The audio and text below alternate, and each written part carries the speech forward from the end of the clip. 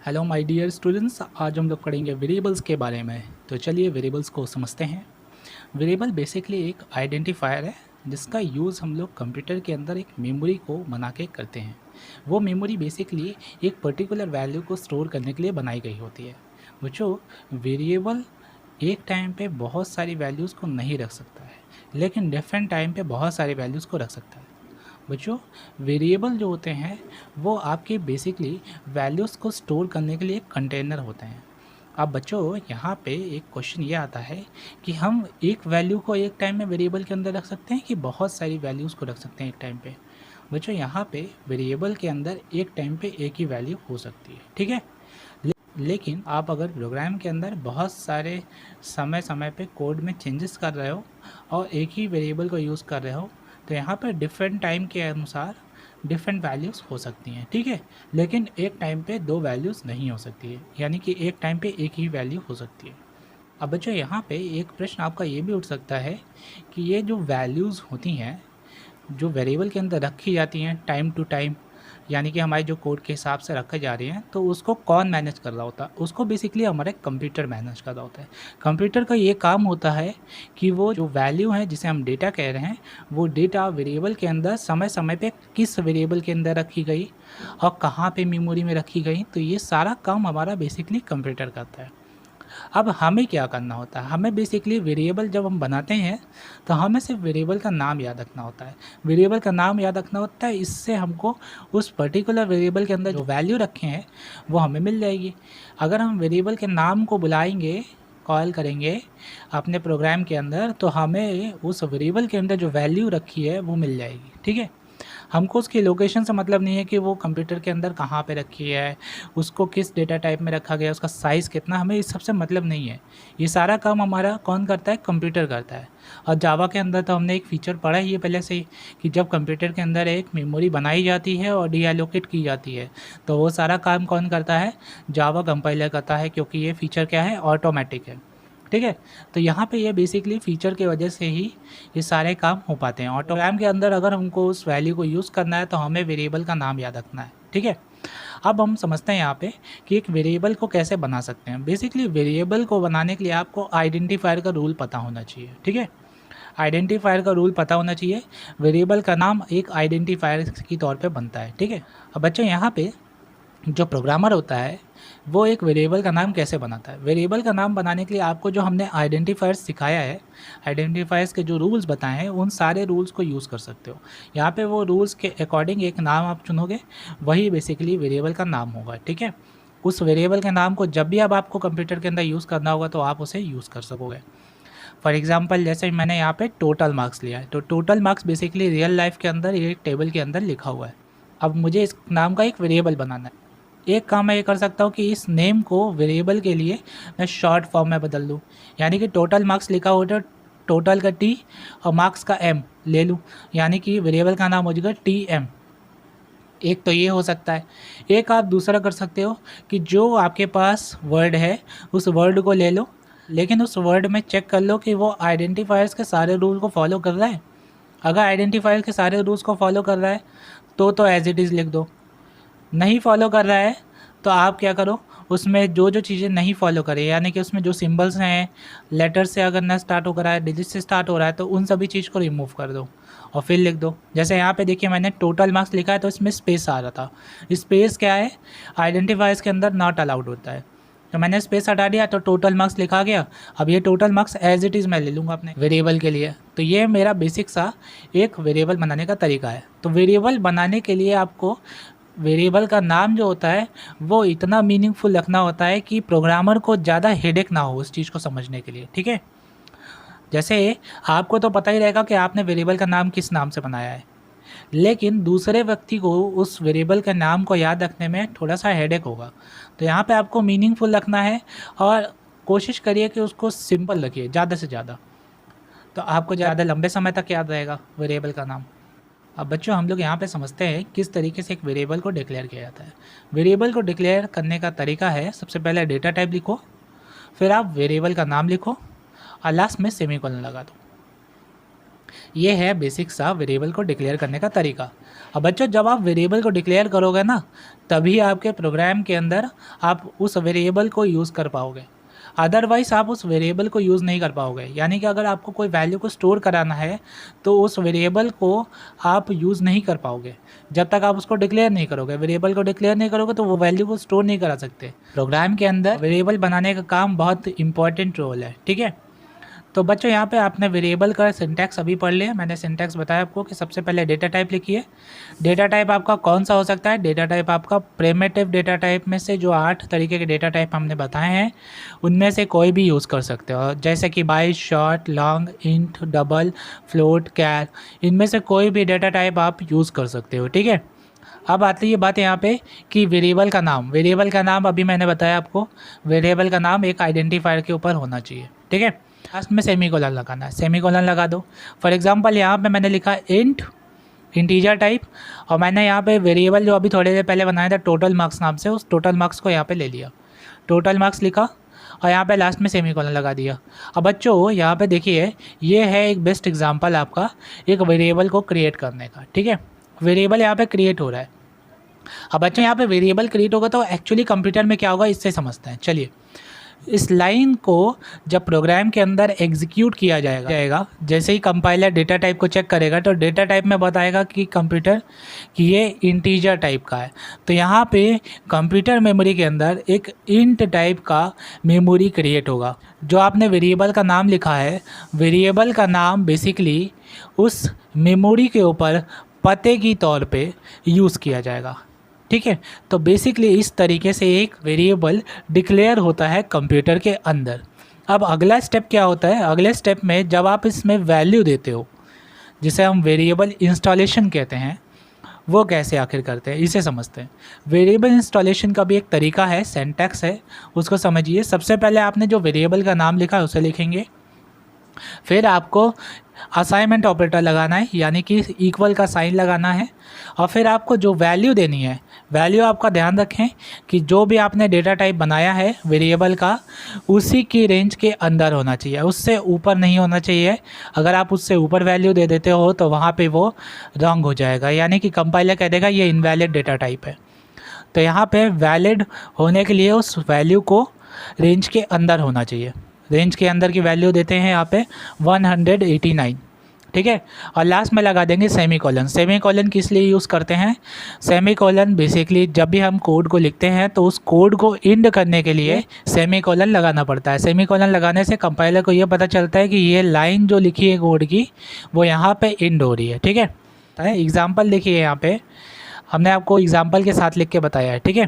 अब ये जो कोड है, ये जब कंप्यूटर के अंदर रन किया जाएगा तो क्या होगा?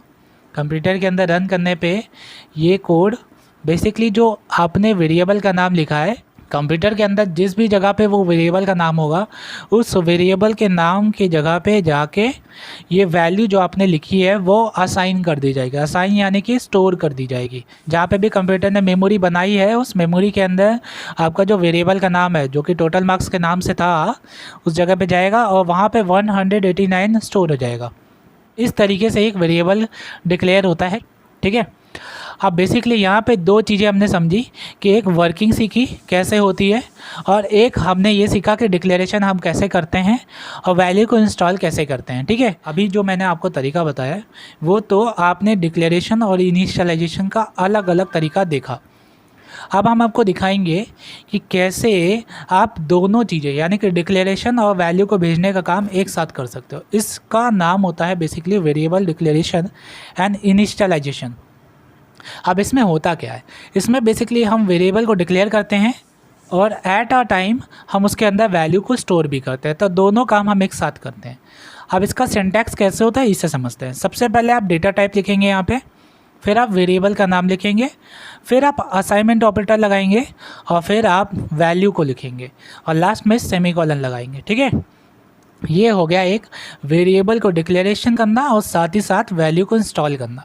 तो दोनों काम हमने एक साथ दिखा दिया। अब इसका एग्जांपल ले लेते हैं। एग्जांपल ले लेते हैं यहाँ पे। सबसे पहले मैं यहाँ पे इंट डेटा टाइप ले लेता हूँ, फिर मैंने यहाँ पे वेरिएबल का नाम ले लिया अकाउंट नंबर नाम से, ठीक है। उसके अंदर मैंने वैल्यू भेजी। वैल्यू भेजने के लिए हमको असाइनमेंट ऑपरेटर लगाना पड़ेगा और फिर मैं यहाँ पे वैल्यू भेजूँगा। वैल्यू मैं लिख देता हूँ 100 10,000 लिखेंगे। फिर मैं यहाँ पे 20,456 लिख दूंगा, उससे क्या है। अब ये वैल्यू है मेरी, उसके बाद लास्ट में सेमीकोलन लगा देंगे, तो ये एक वेरिएबल डिक्लेयर हो गया और इनिशियलाइजेशन एक ही टाइम पे हो गया, ठीक है। यानी कि वैल्यू भी उसी समय मैंने भेज दी। अब इसको हम क्या करते हैं, कंपाइल करके देखते हैं। कंपाइल किया, अब कंप्यूटर मेमोरी के अंदर कैसे ये रन करेगा देखिए। ये क्लिक किया और सबसे पहले क्या हुआ, एक मेमोरी बनी और मेमोरी का जो एड्रेस है वो बेसिकली वेरिएबल का नाम होगा। वेरिएबल का नाम क्या है, अकाउंट नंबर है। अब उस वेरिएबल के अंदर वैल्यू क्या स्टोर हो गई, अब यहाँ जो वैल्यू मैंने इनपुट की वही वैल्यू स्टोर हो गई। तो बेसिकली इतना काम होता है आपका एक जब वेरिएबल बनाते हो, ठीक है। बच्चों यहाँ पे कुछ क्वेश्चंस आपसे पूछा जाएगा एग्जाम में कि क्या आप एक ही टाइम पे मल्टीपल वेरिएबल्स को डिक्लेयर कर सकते हो, तो आप कहोगे जी हाँ। आइए इसको प्रैक्टिकल करके देखते हैं कैसे आखिर ये सही होता है। एक वेरिएबल को डिक्लेयर करने के लिए सबसे पहले डेटा टाइप लिखना पड़ता है और फिर वेरिएबल का नाम। तो मैंने डेटा टाइप लिया है इंट और वेरिएबल का नाम ले लेता हूँ मैं यहाँ पे डे, ठीक है। मैंने यहाँ पे वेरिएबल का नाम ले लिया है डे से, और उसके अंदर अब मैं कोई वैल्यू अभी नहीं भेज रहा हूँ, ठीक है। मैंने सिर्फ डिक्लेरेशन की बात की है, तो डिक्लेरेशन यहाँ पे करेंगे, कॉमा लगाएंगे, वेरिएबल के बाद कॉमा लगाएंगे और फिर हम यहाँ पे लिखेंगे एक वेरिएबल का और नाम। कॉमा लगा के हम बेसिकली ये बता रहे हैं कि एक वेरिएबल ये बन चुका है, अब हम दूसरा वेरिएबल बनाने जा रहे हैं, ठीक है। तो दूसरा वेरिएबल बनाने जा रहे हैं तो हम कॉमा लगाएंगे, कॉमा लगाया और अब मैंने ले लिया एक वेरिएबल का नाम मंथ बनाया। और मंथ का भी डेटा टाइप कैसा है, इंट टाइप का ही है। अच्छा, मैंने फिर कॉमा लगाया मंथ के बाद और फिर मैंने लिख दिया ईयर और लास्ट में लगा दिया सेमीकोलन। अब यहाँ पे बच्चों क्या होगा, इस लाइन को जब हम कंपाइल करेंगे तो बेसिकली हमारा कंप्यूटर के अंदर इंट टाइप का 3 मेमोरी बनाया जाएगा और तीनों मेमोरी के अंदर जो वेरिएबल्स के नाम है वो वेरिएबल्स उनके पता के तौर पे रख दिए जाएंगे। जैसे यहाँ पे 3 मेमोरी बनी और उसके अंदर एक में के अंदर डे लिखा गया, एक के अंदर मंथ लिखा गया और एक के अंदर 20 लिखा गया। तो ये है एक तरीका बेसिकली वेरिएबल को डिक्लेयर करने का। यहाँ से आपको ये पता चला कि आप एक टाइम पे बहुत सारे वेरिएबल्स को डिक्लेयर कर सकते हो। अब क्वेश्चन बच्चों यहाँ पे एक ये भी आ सकता है कि आप मल्टीपल वेरिएबल को डिक्लेयर करो एज वेल एज आप मल्टीपल वैल्यूज़ को भी डिक्लेयर करो। तो ये भी चलो चेक करके देखते हैं क्या ये चीज़ सच हो सकती है। चलो टेस्ट करते हैं। सबसे पहले यहाँ पे इंट डेटा टाइप को ले लिया। अब एडिशन वेरिएबल बेसिकली नाम है, फिर मैंने कॉमा लगाया, एक और वेरिएबल बनाना है सब्ट्रैक्शन नाम से, सब्ट्रैक्शन बनाया वेरिएबल का नाम। फिर मैंने क्या किया, फिर मैंने अब सब्ट्रैक्शन के अंदर वैल्यू भी तो भेजनी है ना, क्योंकि मल्टीपल वैल्यूज़ को असाइन करना है ना, तो यह भी चेक करना पड़ेगा। तो हम क्या करते हैं, मल्टीपल वेरिएबल्स को पहले डिक्लेयर किया, एडिशन नाम से वेरिएबल डिक्लेयर हुआ, एक सब्ट्रैक्शन नाम से, 2 वेरिएबल्स डिक्लेयर कर दिए। अब वैल्यू को इंस्टॉल करके देखते हैं। सब्ट्रैक्शन के अंदर मैंने वैल्यू भेजी 2 को, ठीक है। सब्ट्रैक्शन के अंदर वैल्यू मैंने भेजी 2 को। फिर मैंने कॉमा लगाया और यहाँ पे मैंने लिखा मल्टीप्लाई लिखा। फिर मैंने असाइनमेंट ऑपरेटर लगाया और फिर मैंने उसमें 4 लिख दिया और लास्ट में सेमीकोलन लगा दिया। अब बच्चों यहाँ पे देखिए, इस स्टेटमेंट को देख के आपको क्या लगता है, इस स्टेटमेंट के अंदर कितने वेरिएबल हैं। यहाँ पे एक आपका एडिशन नाम का वेरिएबल है, एक सब्ट्रैक्शन नाम का वेरिएबल है, एक मल्टीप्लाई नाम का वेरिएबल है, ठीक है। तो यहाँ पे 3 वेरिएबल है और तीनों वेरिएबल के अंदर में से एक वेरिएबल को सिर्फ मैंने डिक्लेयर किया जिसमें एक में वैल्यू मैंने नहीं भेजी है, वो है एडिशन। बाकी जो 2 वेरिएबल्स हैं उनके अंदर वैल्यूज़ इंस्टॉल है, यानी कि मल्टीपल वैल्यूज़ को हम असाइन कर सकते हैं मल्टीपल वेरिएबल्स के अंदर, ठीक है। तो यहाँ पे ये भी एक कंडीशन ट्रू हुई। अब इसको हम अगर रन करते हैं तो क्या होगा, देखिए रन किया मैंने, कंप्यूटर मेमोरी के अंदर 3 मेमोरी बनी, एडिशन सब्ट्रैक्शन मल्टीप्लाई। सबसे पहले वाले में कोई वैल्यू नहीं थी, दूसरे जो 2 वेरिएबल्स थे उनके अंदर वैल्यूज़ आ गई, ठीक है। जो वैल्यूज़ हमने भेजी वो वैल्यूज़ आ गई।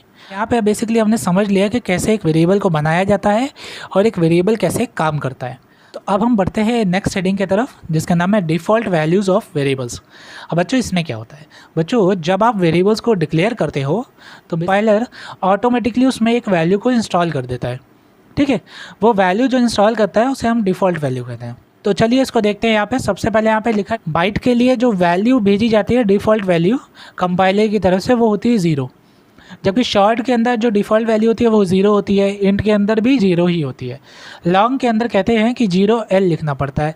अब बच्चों आपको पता होना चाहिए जब आपको लॉन्ग वैल्यू को देनी है ना, तो आपको यहाँ पे एल लिखना पड़ेगा, जो भी वैल्यू आप दोगे उसके साथ एल लिखना पड़ेगा। फिर आता है फ्लोट। फ्लोट के अंदर क्या डिफ़ॉल्ट वैल्यू होती है, 0.0 एफ होता है, ठीक है। यदि आपको फ्लोट की वैल्यू देनी है तो फ्लोट के लिए आपको एफ लिखना पड़ेगा, ठीक है, इनपुट कराते वक्त। अब बच्चों यहाँ पे आता है डबल। डबल में क्या होता है, 0.0 डी होता है डिफ़ॉल्ट वैल्यू। अब यहाँ पे कैर जो होता है उसके अंदर डिफ़ॉल्ट वैल्यू होती है /u 4 × 0, ठीक है। अब बच्चों यहाँ पे ये जो कैरेक्टर है इसकी डिफ़ॉल्ट वैल्यू अक्सर एग्ज़ाम में पूछी जाती है, तो आप इसको याद कर लीजिए, ठीक है। फिर आता है बुलियन। बुलियन के अंदर डिफ़ॉल्ट वैल्यू क्या होती है, फॉल्स होती है। ये भी एग्ज़ाम के अंदर अक्सर पूछी जाती है। इवन अभी जो आपका एग्ज़ाम्स हुए थे उनमें आपके पूछे गए हैं, ठीक है। जो इस साल एग्ज़ाम्स हुए थे 2021 में, जो क्लास 10th और 11th के अंदर पूछा गया था क्वेश्चन, उसमें मोस्टली में 2 ये क्वेश्चन आए थे। कैरेक्टर की डिफ़ॉल्ट वैल्यू पूछी गई थी और बुलियन की डिफ़ॉल्ट वैल्यू पूछी गई थी। लास्ट में आता है non primitive data type. Non primitive data type यदि आप क्लास, एरेज और इंटरफेसेस को देते हो तो उसमें डिफ़ॉल्ट वैल्यू क्या होगी, उसमें नल को लोड किया जाता है। वहाँ पे डिफ़ॉल्ट वैल्यू जो होती है वो नल होती है। तो अब हम यहाँ पे एक कंप्यूटर प्रोग्राम बना के देखते हैं। तो सबसे पहले हमें पब्लिक लिखना है, क्लास लिखना है और यहाँ पे क्लास का नाम लिख देंगे। क्लास का नाम मैं ले लेता हूँ डेटा टाइप्स ऑफ जावा, ठीक है। फिर यहाँ पे मैं एक पब्लिक स्टैटिक वॉइड मेन लिखूँगा, मेन मेथड बनाऊँगा जहाँ से प्रोग्राम एग्जीक्यूट होगा। फिर यहाँ पे मैं जो अलग अलग डेटा टाइप मैंने आपको प्रिमिटिव में सिखाए हैं वो सारे डेटा टाइप को मैं लिख दूँगा, ठीक है। तो सबसे पहले मैं यहाँ बाइट लिखूँगा और मैं यहाँ लिखूँगा वेरिएबल का नाम बाइट वैर। फिर असाइनमेंट ऑपरेटर लगाएंगे और फिर वैल्यू देंगे। 125 लिख दिया मैंने और लास्ट में सेमीकोलन लगाएंगे। फिर यहाँ पे शॉर्ट लिखेंगे, फिर यहाँ पे वेरिएबल का नाम लिखेंगे शॉर्ट वेरिएबल, ठीक है। असाइनमेंट ऑपरेटर लगाएंगे और 1729 लिख देंगे और लास्ट में सेमीकोलन लगा देंगे। वेरिएबल क्या है, इंट है। इंट लिखेंगे, इंट वैर, असाइनमेंट ऑपरेटर लगाएंगे, वैल्यू देंगे। इस तरीके से लॉन्ग लिखेंगे, फिर लॉन्ग वेरिएबल को बनाएंगे और उसकी वैल्यू देंगे, ठीक है। लॉन्ग वेरिएबल को जब आप बनाओगे तो उसकी जब वैल्यू दोगे तो वैल्यू को देते वक्त वहाँ पे एल लगा देना, ठीक है। लास्ट में एल लगाने से क्या होगा कि यहाँ पे ये वैल्यू जो होगी वो लॉन्ग वैल्यू कंसीडर की जाएगी, ठीक है। फिर यहाँ पे फ्लोट है, फ्लोट लिखोगे। फ्लोट लिखने के बाद फ्लोट वेरिएबल का नाम, फिर आपने असाइनमेंट ऑपरेटर लगाना है और उसकी वैल्यू देना है। वैल्यू देना है और फ्लोट डेटा टाइप को यूज़ कर रहे हो तो फ्लोट डेटा टाइप के लिए एफ़ लिखना पड़ता है उसकी वैल्यू के अंदर, तो एफ़ लिख देंगे लास्ट में, तो ये वैल्यू स्टोर हो जाएगी। फिर डबल लिखेंगे, डबल की वेरिएबल का नाम लिखेंगे, फिर असाइनमेंट ऑपरेटर लगाएंगे और उसकी वैल्यू देंगे और लास्ट में डबल के अंदर भी डबल डेटा टाइप की वैल्यू भेज रहे हैं तो डी लिखना पड़ेगा और फिर लास्ट में सेमीकोलन लगाएंगे। फिर कैर डेटा टाइप को लिखेंगे, फिर कैर वेरिएबल का नाम लिखेंगे, असाइनमेंट ऑपरेटर लगाएंगे और एक कैरेक्टर को लिखेंगे। कैरेक्टर को इंक्लोज करेंगे सिंगल इन्वर्टेड कॉमा के अंदर और लास्ट में सेमीकोलन लगाएंगे। फिर हम लास्ट में बूलियन डेटा टाइप को लिखेंगे। बूलियन डेटा टाइप को लिखा, उसके बाद बूलियन वेरिएबल का नाम लिखा, फिर असाइनमेंट ऑपरेटर और इसकी वैल्यू लिख देंगे। यहाँ पे जो वैल्यूज़ होती हैं वो लिटरल्स में होती हैं ट्रू एंड फॉल्स बूलियन की, तो यहाँ पे फॉल्स लिख देंगे और लास्ट में सेमीकोलन लगा देंगे, ठीक है। बच्चों यहाँ पे स्ट्रिंग डेटा टाइप एक मैं यहाँ पे नया बता रहा हूँ। इसके अंदर आप जो पैराग्राफ लिखते हो या वर्ड्स लिखते हो उनको आप यहाँ पे डिक्लेयर कर सकोगे। तो यहाँ पे स्ट्रिंग लिखा मैंने और यहाँ पे स्ट्रिंग वेरिएबल का नाम लिखेंगे, फिर असाइनमेंट ऑपरेटर लगाएंगे और यहाँ पे डबल इन्वर्टेड कॉमा के अंदर जो भी आप स्ट्रिंग चाहो, यानी कि जो पैराग्राफ या जो भी आप सेंटेंस लिखना चाहो या वर्ड लिखना चाहो वो लिख सकते हो। यहाँ पे मैं लिख देता हूँ माई जावा कोर्स इज़ बेस्ट। लास्ट में इन्वर्टेड कॉमा से क्लोज करूँगा इसको। जब भी बच्चों आप यहाँ पे स्ट्रिंग लिखें तो स्ट्रिंग को डबल इन्वर्टेड कॉमा के अंदर लिखें और लास्ट में सेमीकोलन लगाएं, ठीक है। अब इन सभी वेरिएबल को मैंने डिक्लेयर कर दिया है और इनिशियलाइज भी कर दिया है। अब इसकी वैल्यूज़ को प्रिंट करना है, तो प्रिंट करने के लिए क्या करना पड़ेगा, system.out.println लिखें और उसके अंदर लिखें डबल इन्वर्टेड कॉमा के अंदर वेरिएबल का नाम जो आपने वेरिएबल का नाम लिखा है उसे वेरिएबल का नाम को यहाँ पे लिख दें, ठीक है। ये बेसिकली हम स्ट्रिंग प्रिंट करा रहे हैं स्क्रीन के ऊपर। फिर हम यहाँ पे एक स्पेस छोड़ेंगे, जो भी हमने स्ट्रिंग लिखा उसके आगे स्पेस छोड़ेंगे ताकि एक स्ट्रिंग लिखने के बाद, एक वर्ड लिखने के बाद एक स्पेस लिख कर आए, ठीक है। एक स्पेस के लिए जगह छूटी रहे क्योंकि उसके आगे एक वैल्यू आएगी तो यहाँ पे ऑड सा लगेगा देखने में। फिर प्लस लगाएंगे और अब जो वेरिएबल की वैल्यू आपको यहाँ पे दिखानी है उस वेरिएबल का नाम लिख देंगे। और प्लस लगाना भूले ना, प्लस लगा के ही आपको वेरिएबल का नाम लिखना है, ठीक है। स्ट्रिंग के साथ लिखना रहता है वेरिएबल का नाम, तो आपको प्लस लगाना पड़ेगा, लास्ट में सेमीकोलन लगा दें, ठीक है। इसी तरीके से हम बाकी जितने वेरिएबल्स हैं सबके लिए कर लेंगे। तो मैं यहाँ पे करता हूँ, आप लोग इसको देखिए।